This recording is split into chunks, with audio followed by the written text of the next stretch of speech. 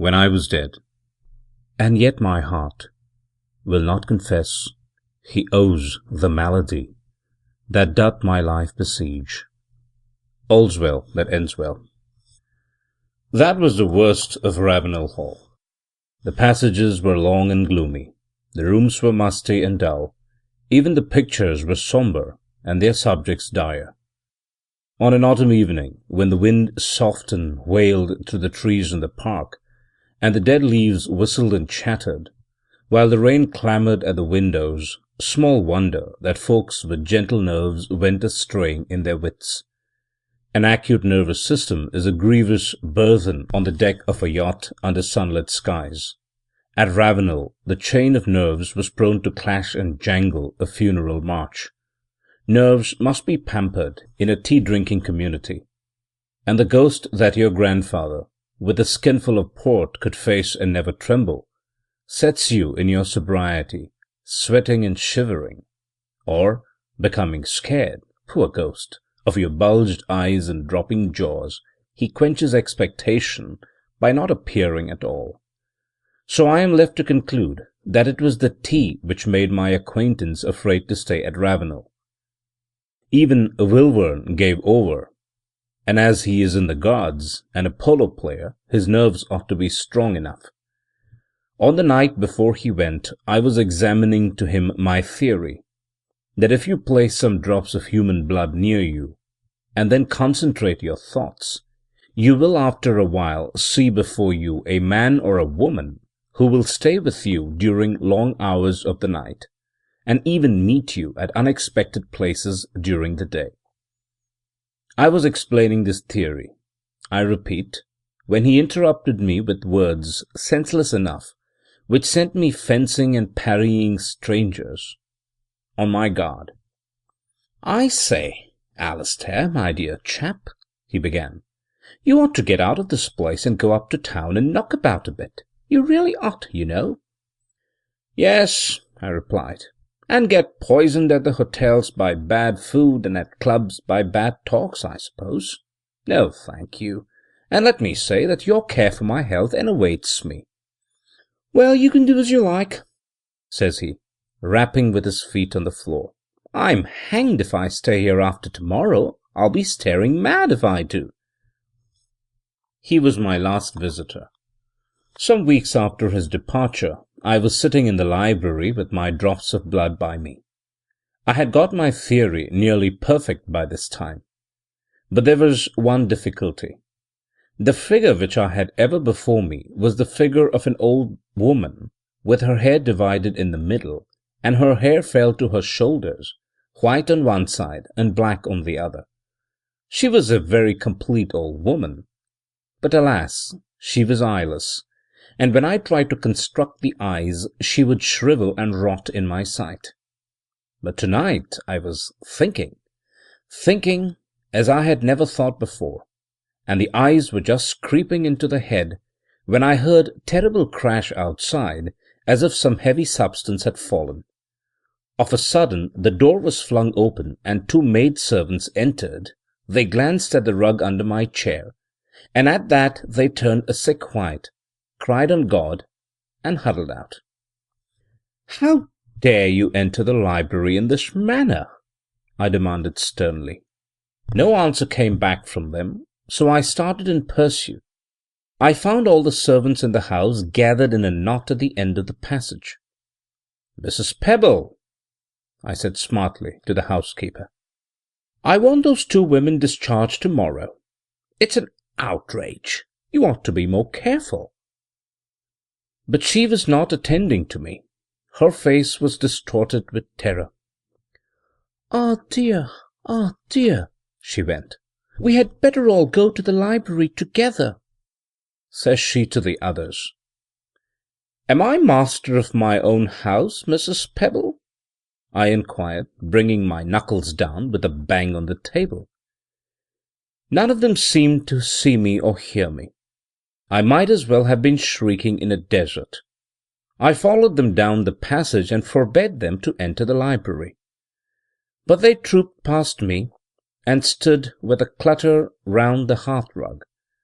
Then 3 or 4 of them began dragging and lifting, as if they were lifting a helpless body, and stumbled with their imaginary burthen over to a sofa. Old Soames, the butler, stood near. "Poor young gentleman," he said with a sob.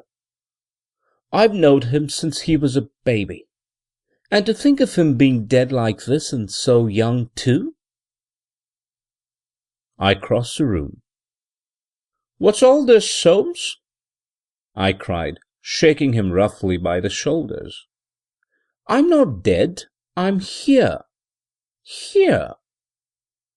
As he did not stir, I got a little scared. "Soames, old friend," I called, "don't you know me? Don't you know the little boy you used to play with? Say I'm not dead, Soames. Please, Soames." He stooped down and kissed the sofa. "I think one of the men ought to ride over to the village for the doctor, Mr. Soames," says Mrs. Pebble, and he shuffled out to give the order. Now this doctor was an ignorant dog, whom I had been forced to exclude from the house because he went about proclaiming his belief in a saving God, at the same time that he proclaimed himself a man of science. He, I was resolved, should never cross my threshold, and I followed Mrs. Pebble through the house, screaming out prohibition. But I did not catch even a groan from her, not a nod of her head, nor a cast of the eye, to show that she had heard. I met the doctor at the door of the library. "Well," I sneered, throwing my hand in his face, "have you come to teach me some new prayers?" He brushed by me as if he had not felt the blow, and knelt down by the sofa. "Rupture of a vessel on the brain, I think," he says to Soames and Mrs. Pebble after a short moment. "He has been dead some hours. Poor fellow. You had better telegraph for his sister, and I will send up the undertaker to arrange the body." "You liar!" I yelled. "You whining liar! How have you the insolence to tell my servants that I am dead when you see me here face to face?" He was far in the passage, with Soames and Mrs. Pebble at his heels, ere I had ended, and not one of the 3 turned round. All that night I sat in the library. Strangely enough, I had no wish to sleep, nor during the time that followed had I any craving to eat. In the morning the men came, and although I ordered them out, they proceeded to minister about something I could not see. So all day I stayed in the library, or wandered about the house, and at night the men came again, bringing with them a coffin. Then in my humour, thinking it shame that so fine a coffin should be empty, I lay the night in it and slept a soft, dreamless sleep, the softest sleep I have ever slept. And when the men came the next day, I rested still, and the undertaker shaved me. A strange valet. On the evening after that, I was coming downstairs when I noted some luggage in the hall, and so learned that my sister had arrived. I had not seen this woman since her marriage, and I loathed her more than I loathed any creature in this ill-organized world. She was very beautiful, I think, tall and dark and straight as a ramrod, and she had an unruly passion for scandal and dress. I suppose the reason I disliked her so intensely was that she had a habit of making one aware of her presence when she was several yards off. At 9:30 my sister came down to the library in a very charming wrap, and I soon found that she was as insensible to my presence as the others. I trembled with rage to see her kneel down by the coffin, my coffin. But when she bent over to kiss the pillow, I threw away control. The knife which had been used to cut string was lying upon a table. I seized it and drove it into her neck. She fled from the room screaming. "Come, come!" she cried, her voice quivering with anguish. "The corpse is bleeding from the nose."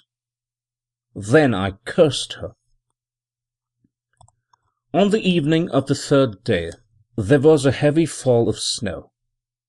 About 11 o'clock I observed that the house was filled with blacks and mutes and folk of the county who came for the obsequies. I went into the library and sat still and waited. Soon came the men, and they closed the lid of the coffin and bore it out on their shoulders. And yet I sat, feeling rather sadly that something of mine had been taken away. I could not quite think what. For half an hour perhaps, dreaming, and then I glided to the hall door. There was no trace left of the funeral. But after a while I sighted a black thread winding slowly across the white plain. "I'm not dead," I moaned, and rubbed my face in the pure snow, and tossed it on my neck and hair. "Sweet God, I am not dead!" End of When I Was Dead by Vincent O'Sullivan.